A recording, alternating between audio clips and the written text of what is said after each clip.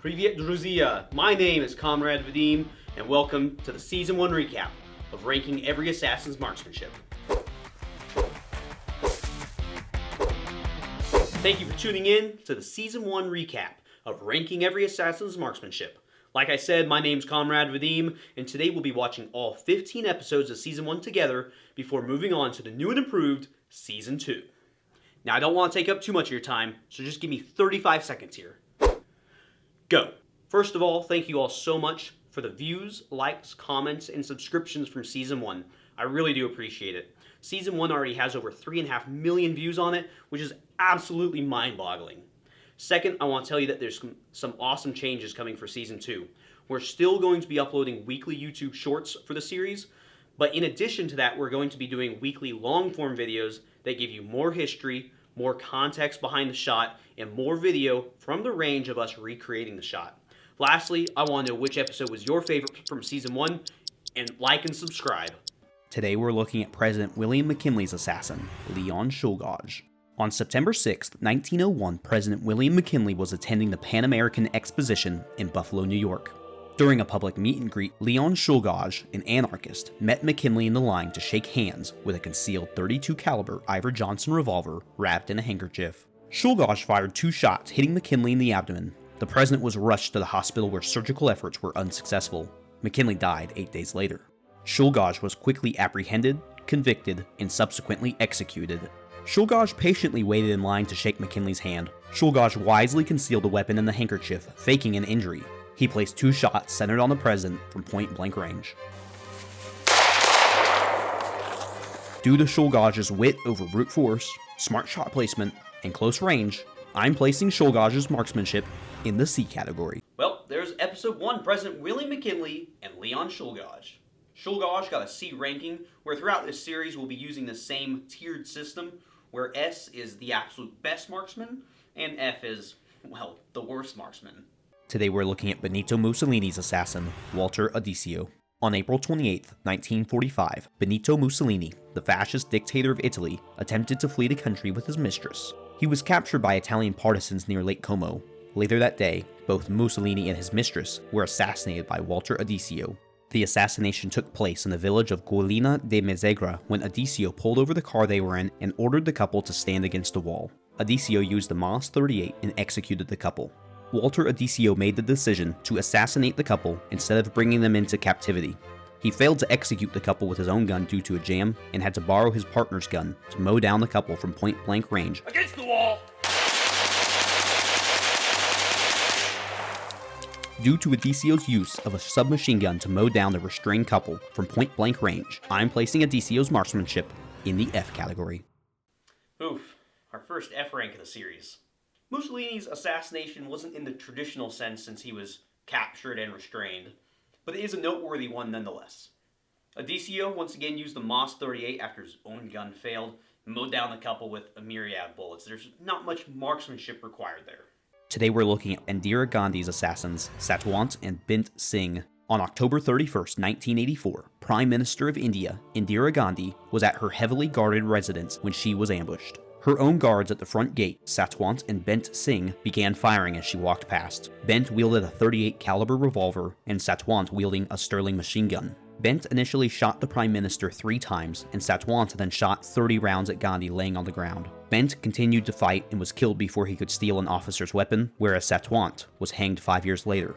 The brothers worked as main gate guards, allowing them to be within inches of Gandhi. As Gandhi passed, they took this opportunity to assassinate the Prime Minister.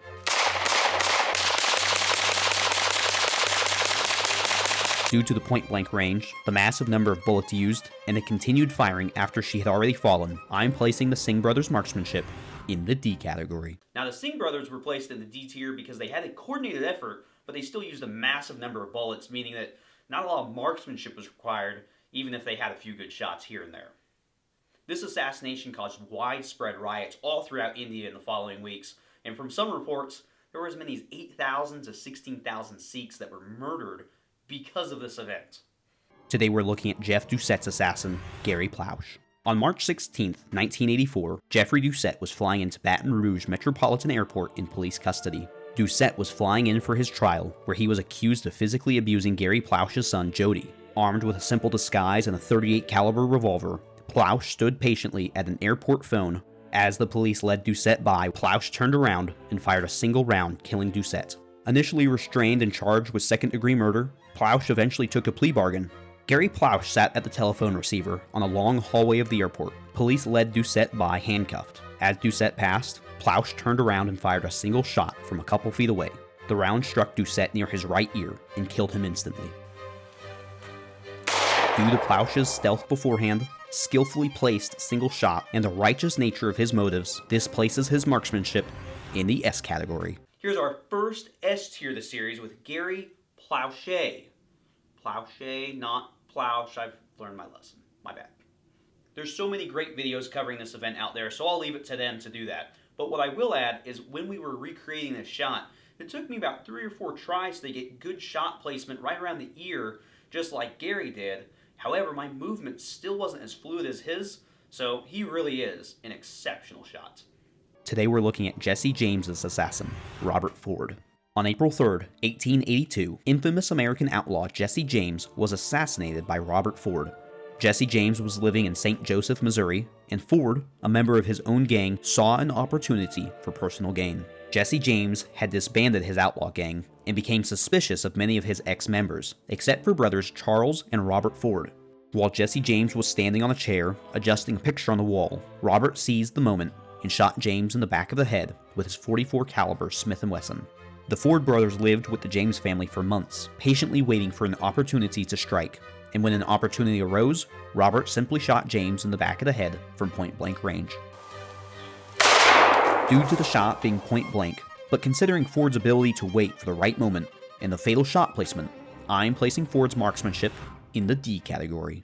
Jesse James, the notorious outlaw. Now, his shot point-blank on an unsuspecting subject with their back turned, that is the work of a great assassin. However, it doesn't require exceptional marksmanship. But he did finish the job, so he got a D rank. Today we're looking at President James Garfield's assassin, Charles Guiteau. On July 2, 1881, President James Garfield met a tragic end at the Baltimore and Potomac Railroad Station. As Garfield and his 2 sons entered the waiting room, Guiteau stepped behind the president and fired 2 shots into the president's back. Guiteau attempted to flee when a police officer coming to investigate the noise apprehended him. Guiteau was found guilty of the murder of President James Garfield and hanged almost a year after the shooting occurred. President Garfield lived for many months before succumbing to an infection. Guiteau waited at the station. He waited near the waiting room, and as the president went to find a seat, he ran up behind him, shooting twice from point blank, one grazing his shoulder and one hitting his spine. Due to Guiteau's point-blank range, near miss on one of his 2 shots, and failure to mortally wound the president that day, this places Guiteau's marksmanship in the D category. President James Garfield, that was our first video to reach 1 million views. Thank you again for that. One fact that many of you pointed out was that Guiteau arguably didn't even kill the president. Considering how long he lived after the fact, and how many surgeries he had, it could have been the doctors that caused his death. Therefore, he gets a D rank. Today we're looking at Robert F. Kennedy's assassin, Sirhan Sirhan. On June 5, 1968, Senator Robert F. Kennedy was shot and killed in the Ambassador Hotel in LA. Following a speech, Kennedy was making his way through a crowded pantry area after his security detail changed his exit. It was there that he was targeted by Sirhan Sirhan. Armed with a .22 caliber Ivor Johnson cadet revolver, Sirhan fired multiple shots, striking Kennedy and several others. The lack of immediate medical attention increased the severity of his injuries, ultimately leading to his tragic death 26 hours later. Sirhan placed himself behind a tray stacker. Before Kennedy passed, Sirhan popped out and fired 8 shots from point-blank range, striking Kennedy 3 times in the chest and wounding 5 others. Due to Sirhan's point-blank range coupled with the low accuracy of his shots, I'm placing Sirhan's marksmanship in the D category. Sirhan got a D rank because he was going in to assassinate 1 target, fired 8 shots, and injured 5 people. The only thing that saved him from an F tier was that he did kill his primary target. Today we're looking at Brian Thompson's alleged assassin, Luigi Mangiani. On December 4th, 2024, United Healthcare CEO Brian Thompson was shot and killed in New York City by a masked gunman. While heading to a meeting, Thompson crossed the street. The masked gunman waited behind a line of cars. Armed with a suppressed pistol, a simple disguise, and a backpack full of Monopoly money, Mangiani stepped out from behind the cars. Mangiani fired 3 shots, manually racking the slide after each shot. Thompson died less than 30 minutes after the shooting. As Thompson passed Mangiani before entering the hotel, Mangiani stepped onto the sidewalk, fired 3 shots at Thompson's back while fighting the gun malfunctions, then fled the scene.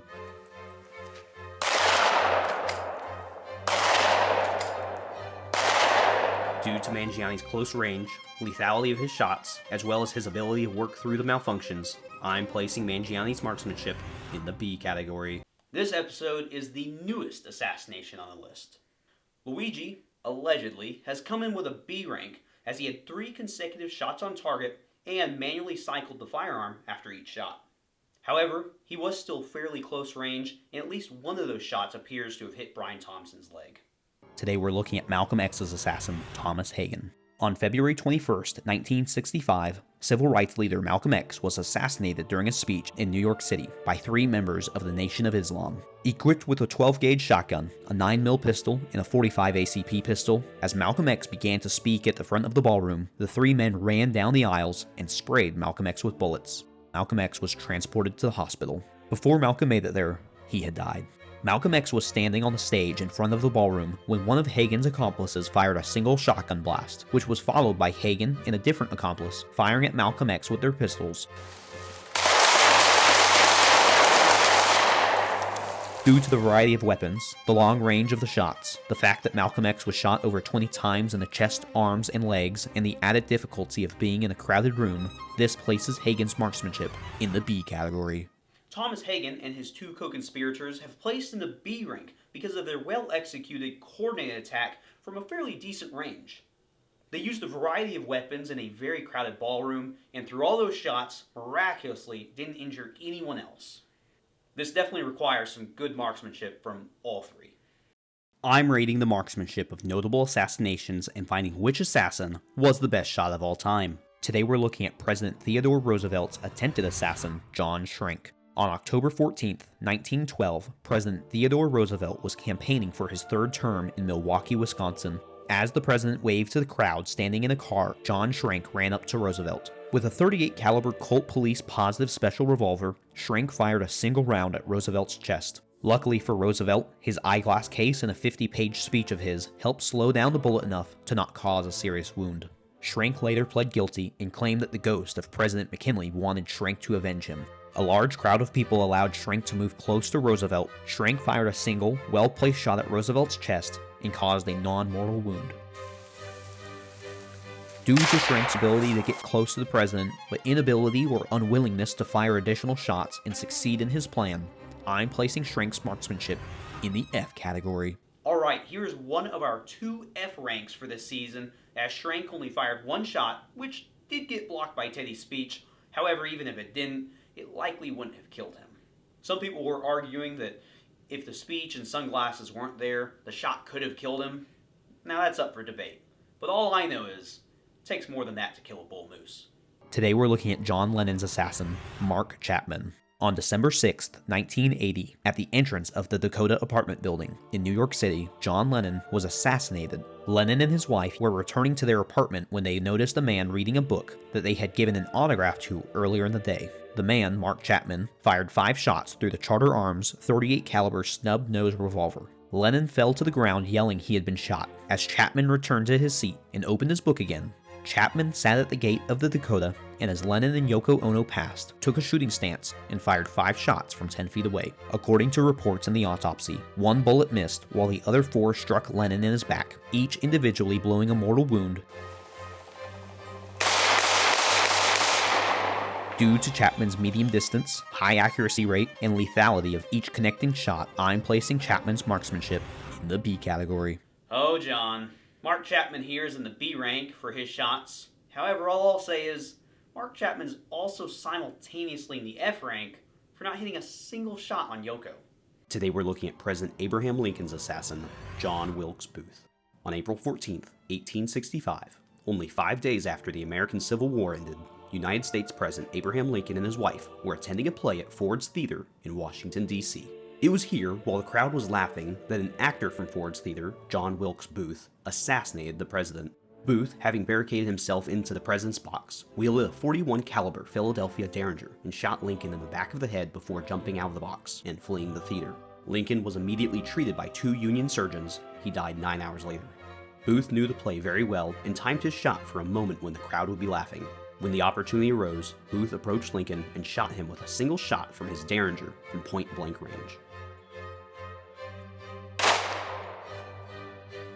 Due to Booth's point-blank range but lethal shot, I'm placing Booth's marksmanship in the D category. Booth was given the D rank since it was a point-blank shot on a distracted target. The Derringer was a smoothbore pistol, but at true point-blank range, no amount of lacking of marksmanship can make you mess up this shot. Here's a fun fact: the last thing Lincoln ever heard was, "You sockdologizing old man trap." Ha! I'm rating the marksmanship of notable assassinations and finding which assassin was the best shot of all time. Today we're looking at John Wilkes Booth's assassin, Thomas Corbett. On April 26, 1865, John Wilkes Booth was on the run, 12 days after assassinating President Lincoln. Booth had made his way to a Virginia tobacco farm and found himself in a barn surrounded by soldiers, including Thomas Boston Corbett. With no way to evade, Booth barricaded himself inside, and the soldiers set the barn on fire. As Booth moved around the barn, window to window, flashing a pistol at the soldiers, Corbett took a shot at Booth through the smoke, hitting him in the neck. Booth died 2 hours later. Corbett waited outside, watching the barn burn with Booth inside. Booth peeked through a window when Corbett took the shot, hitting Booth in the neck and killing him. Due to his quick reaction time, the pressure of having a gun pointed at him, the reduced visibility due to the smoke, and the range and lethality of his shot, I'm placing Corbett's marksmanship in the A category. Well, I bet Booth wasn't picturing this when he assassinated President Lincoln. Corbett was our only A rank of the season, with a fantastically timed neck shot through a window with smoke obstructing the target. Great marksmanship from Corbett here. Today we're looking at Swedish Prime Minister Olof Palme's unknown assassin. On the night of February 28, 1986, Prime Minister of Sweden, Olof Palme, and his wife were walking home in Stockholm. The couple, unaccompanied by their typical bodyguards, were targeted by an unknown individual. The assassin approached the couple armed with a .357 Magnum revolver, and he shot each a single time, mortally wounding the Prime Minister and injuring his wife. Olof was rushed to a nearby hospital, but was pronounced dead on arrival 45 minutes after being shot. The assassin escaped on foot and was never found. The couple was walking home from the Grand Cinema when they stopped to look in the window. The assassin ran up behind them and shot each a single time from point-blank range. Due to the assassin's stealth, point-blank range, lethality for one of his targets, and connecting shot on the other, I'm placing the unknown assassin's marksmanship in the D category. Now this one was a very fun episode to make. I wasn't familiar with Palme's assassination before this. Obviously, not a lot of marksmanship is required for this point-blank shot on the Prime Minister, and even less marksmanship is required for grazing his wife. Now, the overall events, him never being caught, make him a great assassin. However, it doesn't make him a great marksman. By the way, you should go check out the conspiracies around this assassination.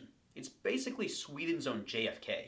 Today we're looking at Robert Packington's unknown assassin. On the morning of November 13, 1536, Robert Packington was crossing the street from his London house to attend chapel. Unbeknownst to this member of parliament, before he could cross the street, he would make history as the first person to be assassinated using a firearm. An unknown person crossed the street opposite of Packington and fired a single shot through a wheel-lock pistol. Due to the crowd also crossing the street at the same time, the assassin was never found. The unknown assassin likely waited across the street until he saw Packington begin to cross the street. As he crossed inside the crowd, the assassin simply shot a single bullet as he crossed the street going the opposite direction. Due to his stealth, innovative tool to murder a politician for the first time, close range, but accuracy inside a moving crowd, I'm placing the unknown assassin's marksmanship in the C category. Well, earlier we had our newest assassination with, allegedly, Luigi and Brian Thompson. Well, now we have our oldest assassination. Robert Packington is the first known person to be assassinated using a firearm. The unknown assassin even used a wheel-lock pistol. We gave him a C rank because it was definitely a close-range shot, but likely not point-blank, and he was using a smoothbore pistol. I hope you enjoyed watching all the Season 1 episodes with me. I'd love to hear down in the comments which episode was your favorite, and who else you'd like to see show up in Season 2. Remember to like, comment, and subscribe, and check back in for Season 2 of ranking every assassin's marksmanship with me, Comrade Vadim.